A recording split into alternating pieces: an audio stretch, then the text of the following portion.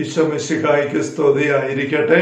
ഈശ്വരേറ്റ സ്നേഹിക്കപ്പെട്ട സഹോദരരെ, ആഭ്യന്തരകർമ്മ്യ ആത്മീയതയുടെ 148ാമത്തെ സെഷനാണല്ലോ ഇത്.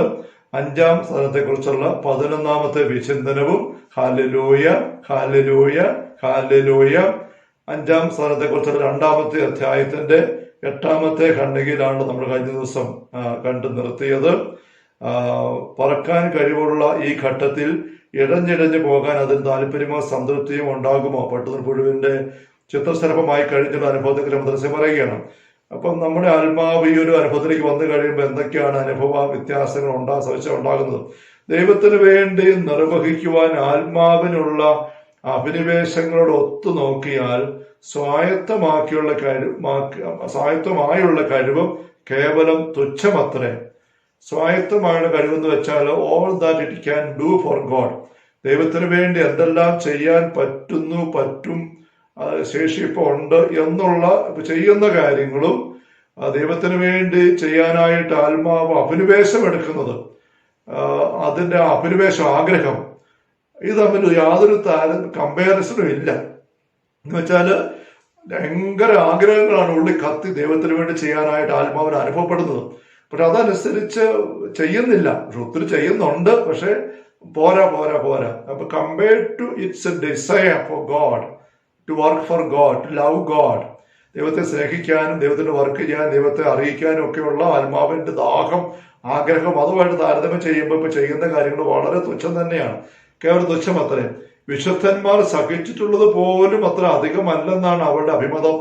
വലിയ വിശുദ്ധരായ വ്യക്തികൾ അവരുടെ ജീവിതത്തിൽ ഒത്തിരി സഹനത്തിൽ കൂടെ ചെന്ന് ഈശോയ്ക്ക് വേണ്ടി, സുവിശേഷത്തിന് വേണ്ടി, ദൈവരാജ്യത്തിന് വേണ്ടി അധ്വാനം ചെയ്തതൊക്കെ പോലും അതുപോലും ഒന്നും ആയിട്ടില്ല എന്ന് തോന്നിപ്പോവുകയാണ്.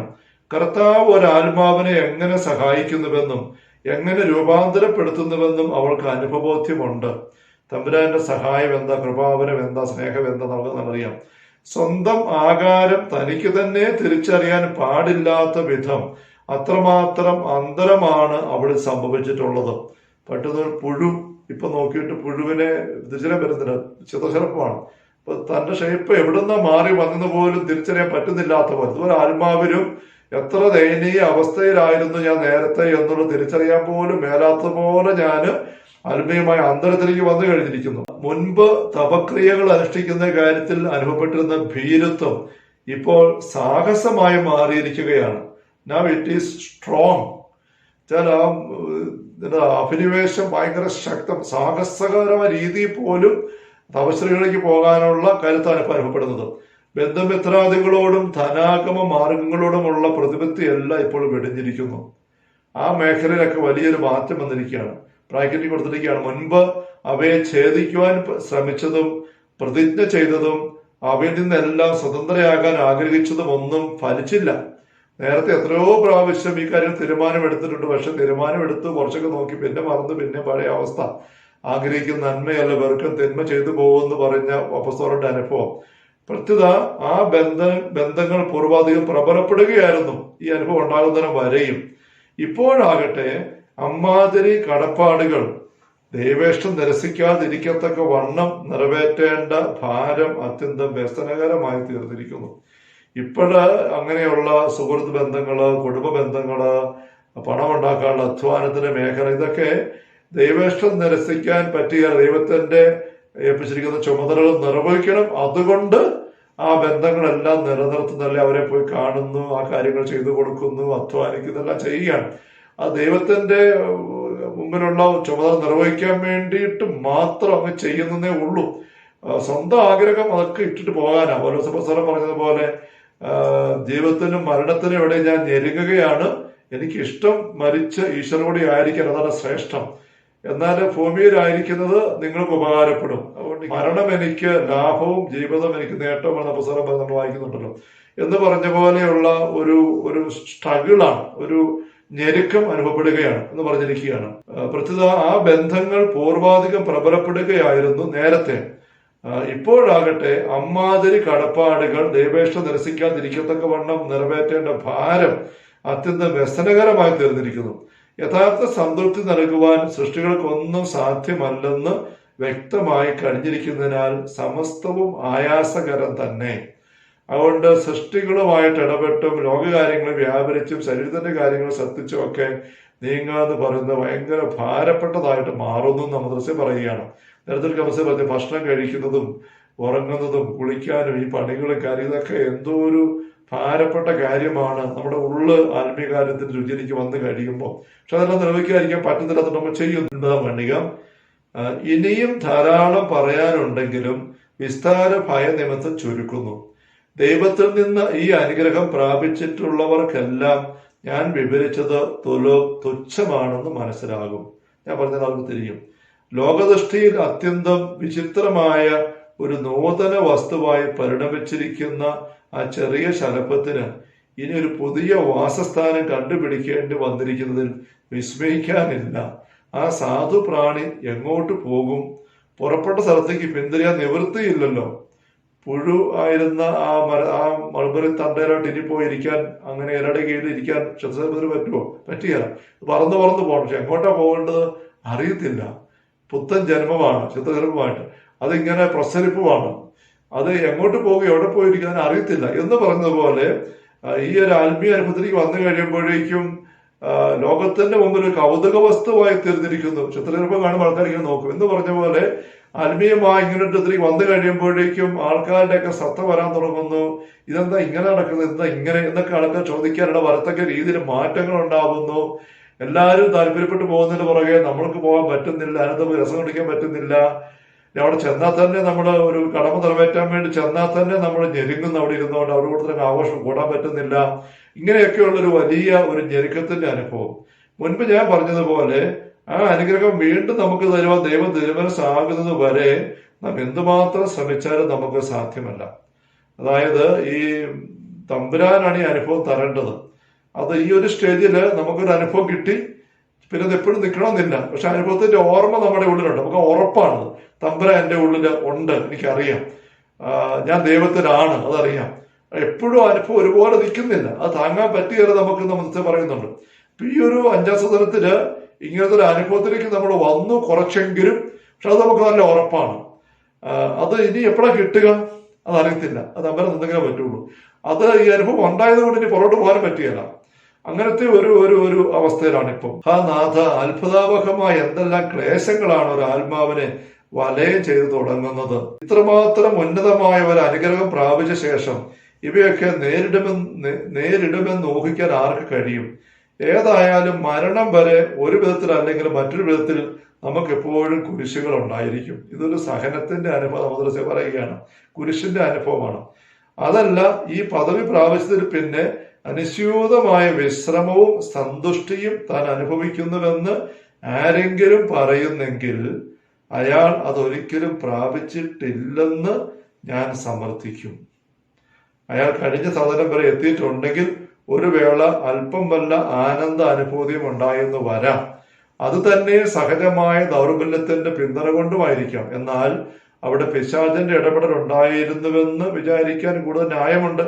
പൂർവാധികം ഭീകരമായ സമരത്തിന്റെ മുന്നോടി എന്ന വണ്ണം കുറച്ച് സമാധാനം അവൻ തോന്നിക്കാറുള്ളതാണ്. ഇപ്പം ഇവിടെ ഒരു വലിയൊരു അസ്വസ്ഥതയുടെ ഒരു അനുഭവം ഉണ്ടെന്ന് മദ്രസ പറയുകയാണ്. അസ്വസ്ഥത ഒരു തിന്മയുടെ അസ്വസ്ഥയല്ല, ഒരു ദൈവസാന്നിധ്യം ഇല്ലാത്തതിന്റെ അല്ല, മറിച്ച് ഈ പട്ടുനൂൽപ്പൊടു ക്ഷതസരമായി കഴിയുമ്പോൾ അതിന് എവിടെ പോയിരിക്കണം, എങ്ങോട്ട് പോകണം, പഴയതിലേക്ക് പോകാൻ പറ്റുന്നില്ല, പുതിയതോട്ട് കിട്ടിയിട്ടില്ല മുഴുവനും. അങ്ങനത്തെ ഒരു അവസ്ഥ, ആ ഒരു ഞെരുക്കം, അത് അവസ്ഥ പറഞ്ഞു വന്നത്. ഈ ഒരു ഞെരുക്കം നമ്മുടെ ജീവിതത്തിൽ അനുഭവപ്പെടും ഈ ഒരു അവസരത്തില്. അതല്ല, നിങ്ങൾ ആരെങ്കിലും പറയുകയാണ് എനിക്ക് ഈ അനുഭവം ഉണ്ടായി, പക്ഷെ ഇപ്പൊ എനിക്ക് യാതൊരു ഭാരവുമില്ല, നല്ല ശാന്തത, പ്രശാന്തത, പ്രസന്നത, സന്തുഷ്ടി, നല്ല വിശ്രമം തന്നെ അനുഭവിച്ച മുന്നോട്ട് പോയിക്കൊണ്ടേ ഇരിക്കുകയാണ്. അങ്ങനെയാണ് നിങ്ങൾക്ക് ആരെങ്കിലും പറയാൻ തോന്നുന്നതെങ്കിൽ ഒരുപക്ഷെ നിങ്ങളത് അനുഭവിച്ചിട്ടില്ല. ഈ ഒരു 5ാം സദനത്തിന്റെ ദൈവം നൽകുന്ന ഈ ചിത്രനിരപ്പമായി പുഴു മാറിയ ഒരു അവസ്ഥയിലേക്ക് നിങ്ങൾ വന്നിട്ടില്ല എന്ന് തന്നെയാണ് എന്റെ സൂചന.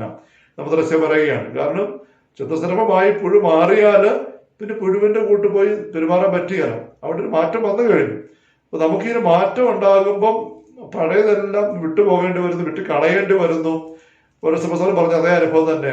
ഇതുവരെ ലാഭവും നേട്ടമായിട്ട് കണ്ടതെല്ലാം ഉച്ചിഷ്ടം പോലെയായി, വേണ്ടെന്നായി, അങ്ങനത്തെ ഒരു അവസ്ഥയിലേക്ക് വരികയാണ്. അപ്പൊ ഇങ്ങനത്തെ ഒരു പോരാട്ടത്തിന്റെ ഒരു അവസ്ഥ ഉണ്ട് എന്ന് മുത്തശ്ശി പറയും, ഉറപ്പായിട്ട് പറയുകയാണ്. അത് ഇല്ലെന്ന് പറയുന്നുണ്ടെങ്കിൽ നിങ്ങൾക്ക് ഉണ്ടായ എന്തെങ്കിലും ചെറിയൊരു അനുഭവമായിരിക്കാം. അയാൾ കഴിഞ്ഞ സദനം വരെ എത്തിയിട്ടുണ്ടെങ്കിൽ ഒരു വേള അല്പം വല്ല ആനന്ദാനുഭൂതി ഉണ്ടായെന്ന് വരാം. എവിടെയെങ്കിലും അല്പം ഒരു ആനന്ദാനുഭവം ഉണ്ടായി. അത് തന്നെ സഹജമായ ദൗർബല്യത്തിന്റെ പിന്തുണ കൊണ്ടുമായിരിക്കാം. ഒരു വ്യക്തിക്കുള്ള ചില പ്രത്യേക ദൗർബല്യങ്ങൾ, കുറവുകൾ, പോരായ്മകൾ അതുമായിട്ട് ബന്ധപ്പെട്ടും വേണ്ട ഒരു ആനന്ദാനുഭൂതി ഉണ്ടാകാം. ഇനി അതുമല്ല, അതിനെ കുറിച്ച് പിശാചിന്റെ ഇടപെടൽ വേണം വന്നു വരാം. അവന് വഴി തെറ്റിക്കാൻ വേണ്ടിയിട്ട് ചൂണ്ടയിടുന്ന വ്യക്തി ചൂണ്ടയുടെ മൊന മറച്ചു വെക്കാൻ വേണ്ടി മണ്ണിരെ കോർത്തു കൊടുക്കുന്നു പറഞ്ഞ പോലെ സാത്താന് കൂടുതൽ തിന്മയിലേക്ക് അവിടത്തേക്ക് ചാടിക്കാൻ വേണ്ടി അല്പം ഒരു ആനന്ദ അനുഭവമൊക്കെ ഇങ്ങനെ ഇട്ട് തന്നതിന്റെ ആയിരിക്കാം എന്ന് പൗലോസ് പറയുകയാണ്. അങ്ങനത്തെ കേണ്ട സാധ്യതയുണ്ട്. ഇതോട് വായിക്കുമ്പോൾ നമുക്കൊരു അസ്വസ്ഥത വരരുത്. ചില നമുക്കുണ്ടാകുന്ന ആത്മീയ അനുഭവങ്ങൾ ശരിയാണ് തെറ്റാണ് എങ്ങനെയെന്നുള്ളത് അതിനുള്ള ഉറപ്പുള്ള മാനദണ്ഡങ്ങൾ അമദ്രസ്യ ആവർത്തിച്ച് പറഞ്ഞ് നമ്മൾ കണ്ടു കഴിഞ്ഞു.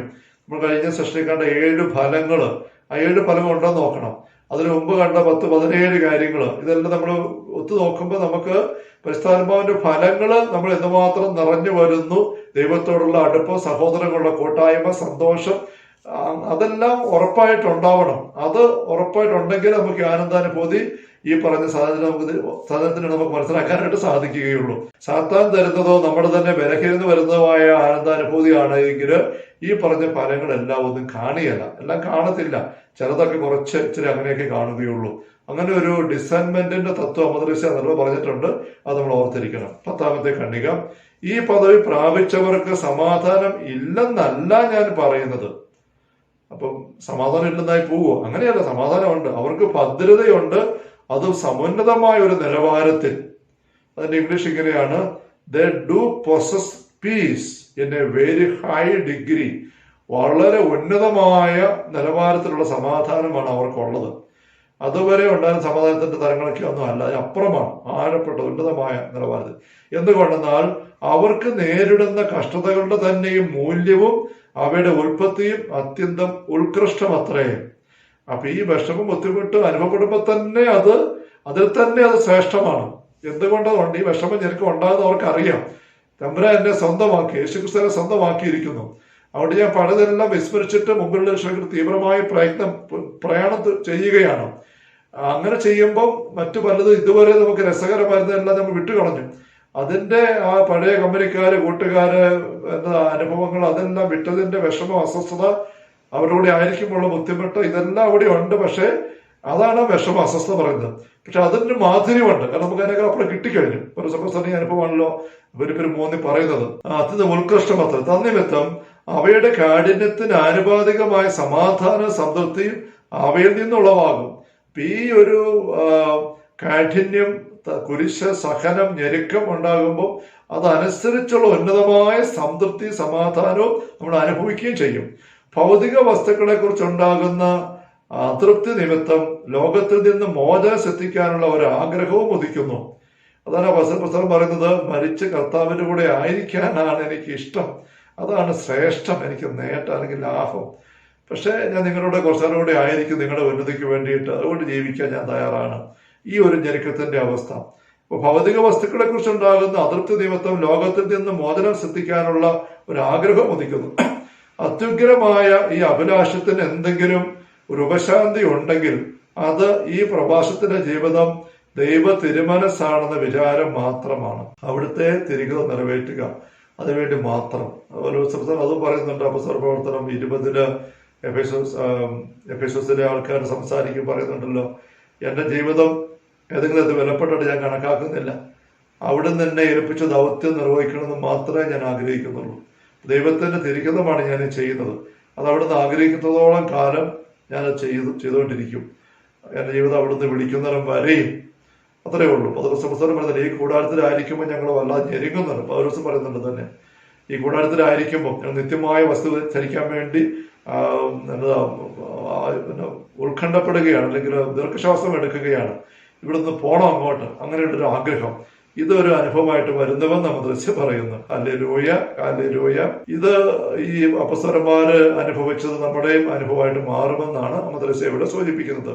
എന്നാൽ ഈ വിചാരം പോലും ആത്മാവിനെ ആശ്വസിപ്പിക്കാൻ മതിയാവുന്നില്ല. കാരണം ഇതുവരെയും അവൾക്ക് സിദ്ധിച്ച അനുഗ്രഹങ്ങൾ നിരവധി ഉണ്ടെങ്കിലും ഉപരി പദവികളിൽ ഉണ്ടാകുന്നിടത്തോളം ദൈവതിരുമനസ്സിനോടുള്ള വിധേയത്വം ഇവിടെ കാണുകയില്ല.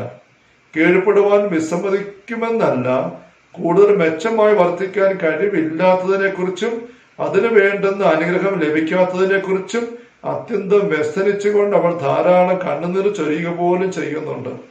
പ്രാർത്ഥിക്കുമ്പോഴൊക്കെയും ഇതാണ് അവരുടെ വ്യഥ. അപ്പം ആഗ്രഹിക്കുന്ന പോലെ അങ്ങ് തമ്പുരാനിൽ അങ്ങോട്ട് പൂർണ്ണമായിട്ടും വിട്ടുകൊടുത്ത് ലയിച്ചാകാൻ പറ്റുന്നില്ല, നിരന്തര പ്രാർത്ഥന വ്യാപരിക്കാൻ സാധിക്കുന്നില്ല എന്നതിന്റെ വിഷമത്തില് ഒരു ഞെരുക്കം വരുന്നുണ്ട്. അങ്ങനെ സഹനം ഇവിടെ വരുന്നുണ്ട്. അതുകൊണ്ട് അമൃതസ്യ പറയാണ്, ഈ 5 ശതമാനം കഴിഞ്ഞ് 6, 7 വന്നു കഴിയുമ്പോൾ അങ്ങനത്തെ ഒരു സഹനം കൂടെ ഇല്ലെന്നായി പോകും. ദൈവത്തിന്റെ തിരുമനസ്സിന് സമ്പൂർണമായിട്ട് കീഴ്പ്പെട്ട് കഴിഞ്ഞിരിക്കും. ഇപ്പൊ നമ്മൾ കീഴ്പ്പെടാൻ തയ്യാറാണ്, തീരുമാനിച്ചിട്ടുണ്ട്. എങ്കിൽ പോലും നമ്മുടെ ചില ആഗ്രഹങ്ങളൊക്കെ ഉണ്ട്. ഇതൊന്നും തീർച്ചിട്ട് പോയാൽ മതിയായിരുന്നു. അപ്പൊ എന്റെ ആഗ്രഹമാണ്. അപ്പുറത്തേക്ക് വരുമ്പോൾ ആ ആഗ്രഹം കാണുകയല്ല, വേറെ ഒന്നിനെ കുറിച്ചും ചിന്തിക്കാൻ പോലും ആഗ്രഹിക്കാൻ പോലും ഇല്ലാത്ത പോലെ സമ്പൂർണമായിട്ട് ദൈവത്തിന് ഇവിടെ വിട്ടുകൊടുത്തിരിക്കുകയാണ്. താമസേ പറയുന്നത്, കാരണം ഇതുവരെയും അവൾക്ക് സിദ്ധിച്ച അനുഗ്രഹങ്ങൾ നിരവധിയാണെങ്കിലും ഉപരി പദവികളിൽ വരും സന്ദനങ്ങളില് ഉണ്ടാകുന്നിടത്തോളം ദൈവതിരുമനസ്സിനോടുള്ള വിധേയത്വം ഇവിടെ ഇല്ല. ഇപ്പൊ ആയിട്ടില്ല. 5 സദനത്തില് അപ്പുറത്ത് നല്ലപോലെയുണ്ട് വിധേയത്വം. അതാണ് കീഴ്പ്പെടുവാൻ വിസമ്മതിക്കുന്നുവെന്നല്ല. ഇപ്പോൾ കീഴ്പ്പെടാൻ വിസമ്മതമൊന്നുമില്ല, കീഴ്പ്പെടുക തന്നെയാണ് ദൈവത്തിന്റെ ഇഷ്ടത്തിന്. പക്ഷെ കൂടുതൽ മെച്ചമായി വർത്തിക്കാൻ കഴിവില്ലാത്തതിനെ കുറിച്ച് ഉള്ള വിഷമമാണ്. പോരാ എന്നുള്ള വിഷമാണ്. അതിനു വേണ്ടുന്ന അനുഗ്രഹം ലഭിക്കാത്തതിനെ കുറിച്ചുമുള്ള സങ്കടമാണ്. കർത്താവേ, എനിക്ക് വേഗം വേണം ആ സങ്കടം അങ്ങനെയാണ്. അപ്പൊ ഇതേക്കുറിച്ചും അത്യന്തം വ്യസനിച്ചുകൊണ്ട് അവൾ ധാരാളം കണ്ണുനീർ ചൊരിയുക പോലും ചെയ്യുന്നുണ്ട്. പ്രാർത്ഥിക്കുമ്പോഴൊക്കെയും ഇതാണ് അവളുടെ വ്യഥ. പോരാ എന്നുള്ള ആ ഒരു വിഷമം അനുഭവിച്ച് അതൊരു സഹനമായിട്ട് വരുന്ന മതത്തിൽ പറയുകയാണ്. ഹല്ലേലൂയ. കർത്താവേ, ഈശോമിശിഹായുടെ സമൃദ്ധമായ കൃപയും അനുഗ്രഹങ്ങളും പിതാവായ ദൈവത്തിന്റെ അവർണ്ണനീയമായ സ്നേഹവും പരിശുദ്ധാത്മാവായ ദൈവത്തിന്റെ നിരന്തരമായ സാന്നിധ്യ സഹവാസവും എല്ലാവരുടെയും കൂടെ ഉണ്ടായിരിക്കട്ടെ, ഇപ്പോഴും എപ്പോഴും എന്നേക്കും. ആമേൻ. ഈശോമിശിഹായ്ക്ക് സ്തുതിയായിരിക്കട്ടെ.